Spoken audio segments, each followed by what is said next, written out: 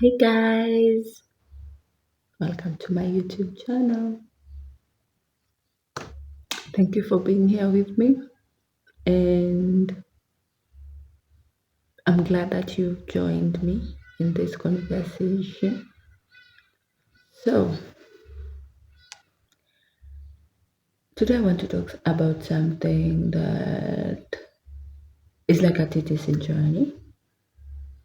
So, if I say TTC journey, obviously everyone knows what I'm talking about.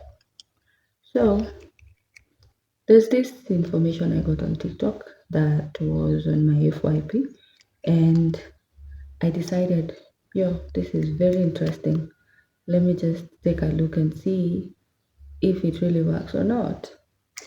So, okay, let me come clean. It was about infertility and fertility issues. And most of us, I know, we usually track our cycles using the apps. There are so many, like Flow, My Calendar. There are so many apps, that is just to name a few. And we rely on these apps, most of us, to tell about our fertility and ovulation and our fertile days and infertile days, that is our safe and unsafe days, as we do call it, most of us.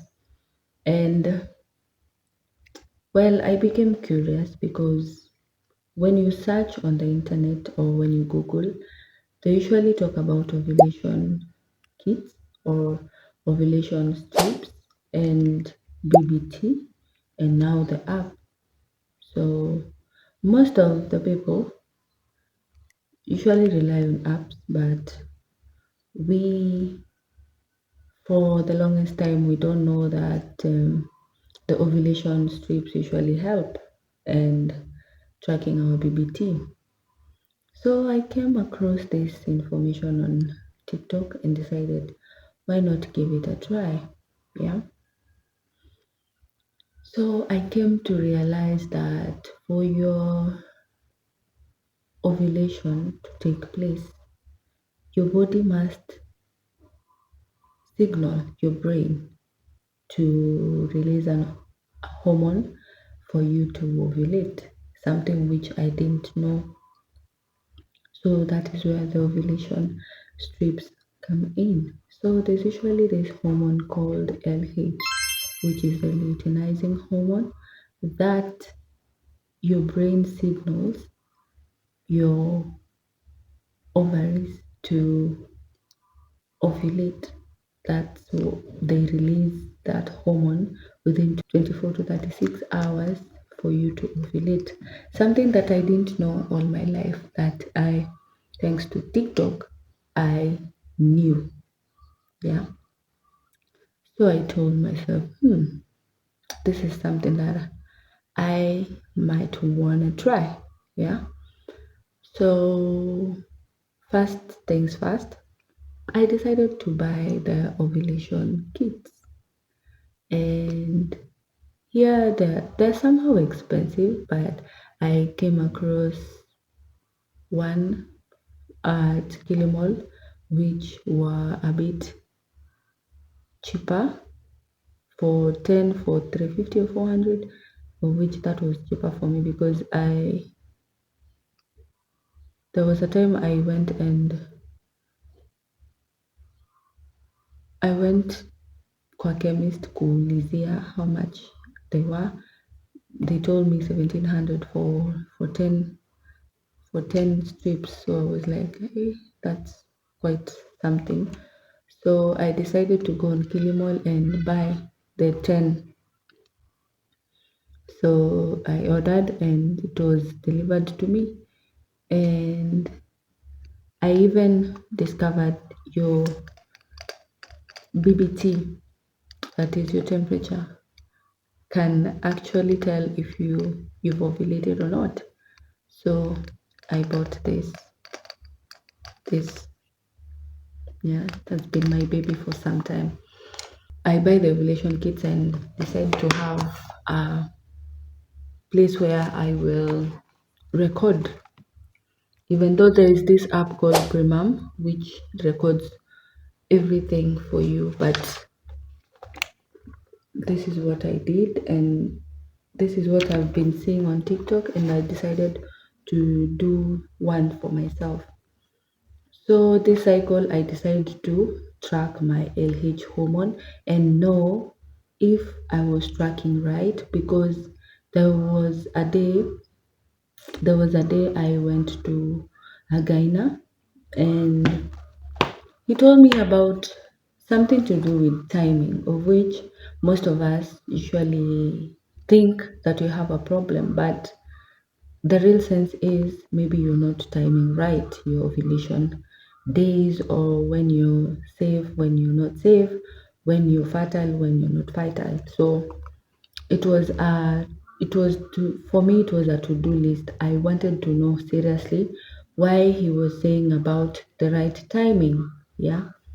So I decided to track my cycle for the first time with this kit, the ovulation strips. So you're supposed to start tracking your ovulation with the strips right after your period ends. But I started on, I think, cycle day 7. Yeah. So I started on that cycle day 7 and went along up to like cycle day 14, because most of the apps usually tell you if you have regular cycle, you're supposed to ovulate between 14 to cycle day 14 to cycle day 16. So for me, I decided to cut down on sugar, because sugar is a culprit to your hormones, because everything we take gets converted to sugar. And if you take more of sugar, it messes up with your gut, that is your digestive system. So I decided to cut down on sugar, that is refined sugar, and it really helped. It really, really helped me. And most of us usually don't know even what you consume usually has an impact on your fertility. So sugar and wheat are the main culprits. So first things first, fast forward, I start testing the strips at cycle day 7. So cycle day 7, I you just pee on the stick the way you pee when you're looking for the HCG hormone. Is just the same with the LH hormone, that is the luteinizing hormone. So I start on cycle day 7 and my ratio was low. My LH ratio was low, so it was on the lower side. So I test on cycle day 8 again, becomes low. Cycle day 8, and if you see, cycle day 8 low, becomes low. 9 the same. So come cycle day 10, it becomes high, the ratio becomes high. So I'm wondering, wait, is this the highest? Is this the highest? But I try to see if that will be the highest. So come cycle day 11, it becomes low again. So I'm like, what is happening? Is this my highest peak on cycle day 10? Because cycle day 11, it's already on a lower ratio. So I continue testing for the LH hormone. So come cycle day 13, becomes higher again. The ratio becomes higher. I'm like, what is happening? Higher than cycle day 10. Then I decide to test again on cycle day 14. Now it becomes higher now by 1.99. So the app immediately signals me that that is the highest peak and that was my ovulation day. So the app was telling me my ovulation day was on cycle day 10.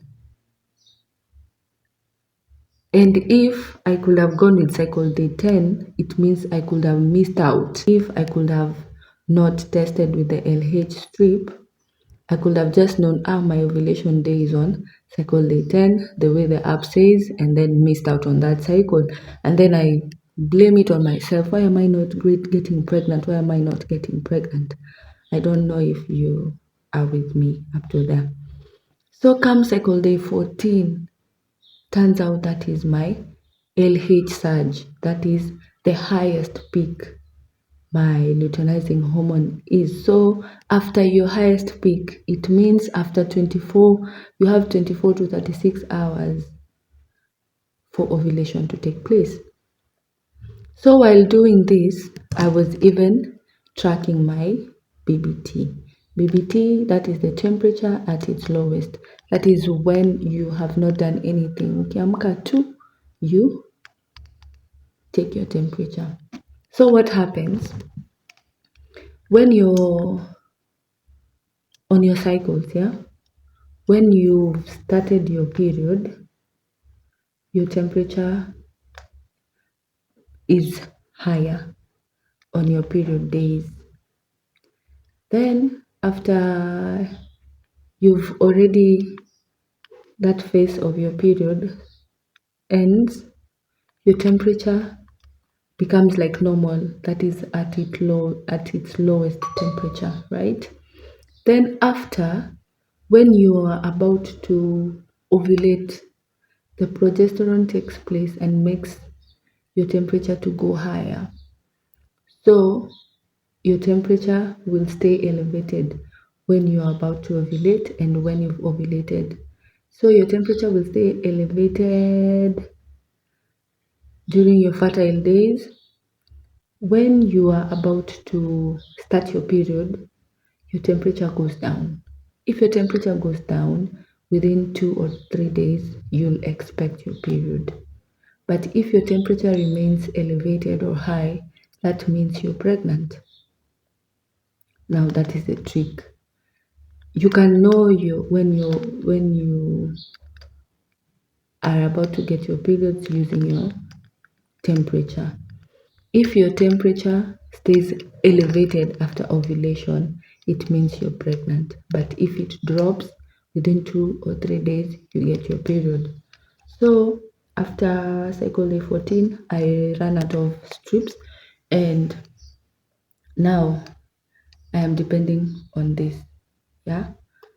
So at cycle day 15, I measure my BBT and it's still risen. Cycle day 16, I measure again my BBT. It's still on the rise. 17, 18, 19. Cycle day 19, my temperature drops. So I'm worried. Why has my temperature dropped? And I read somewhere there is something called ovulation dip. That is, estrogen takes place, and when estrogen is at its peak, that it's controlling your hormones, your temperature drops. So deep in my mind, I tell myself this is an ovulation dip because after the surging, my temperature rose for 3 days. So that was confirming I ovulated. And cycle day 20 comes, cycle day 20, my temperature rises again. So I'm still positive that maybe there will be good news. Cycle day 21, my temperature rises, but by 0.1 degree. So my prediction were cycle day 23, I'm supposed to test for pregnancy. So come cycle day 21, 21 and 22, I start having cramps. The same way that someone usually has cramps when your period is about to begin, either a day or two. So I'm like, oh my God, I am out this cycle again. So I'm like, okay, I'm going for training, and my my tummy, the cramps are there. I I used my BBT.